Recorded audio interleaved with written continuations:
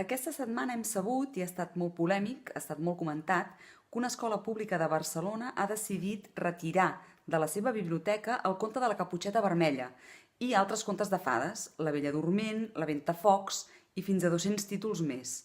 Per què? Perquè la Comissió de Gènere d'aquesta escola ha considerat que són contes sexistes, que són nocius pels nens que encara no tenen la capacitat crítica formada. A mi això em sembla una autèntica aberració.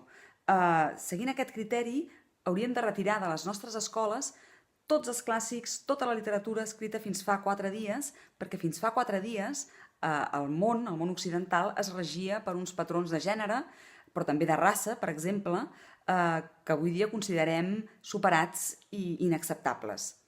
Però el fet que les grans obres de la literatura occidental incloguin aquests aspectes que avui considerem obsolets desmereix aquestes obres, els hi treu interès, qualitat? Evidentment que no. Si comencem a jutjar amb criteris actuals i per tant anacrònics les grans obres de la literatura occidental, aviat ens quedarem sense Shakespeare, sense Goethe, sense Kafka, ens quedarem amb les biblioteques buides i els cervells secs. Aquí tinc uns contes clàssics alemanys de mitjan segle XIX, el Pere Escavellat i Max i Moritz.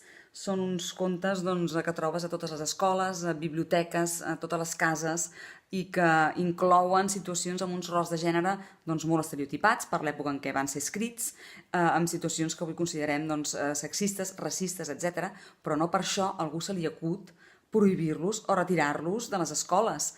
Són contes que continuen sent llegits amb tot l'esperit crític que vulgueu, però que continuen sent valorats i estimats perquè formen part del patrimoni cultural. El que sí que és nociu pels nens és deixar-los sense el món de somnis, sense la grandesa dels contes de fades clàssics, perquè és deixar-los sense història, sense literatura, sense cultura.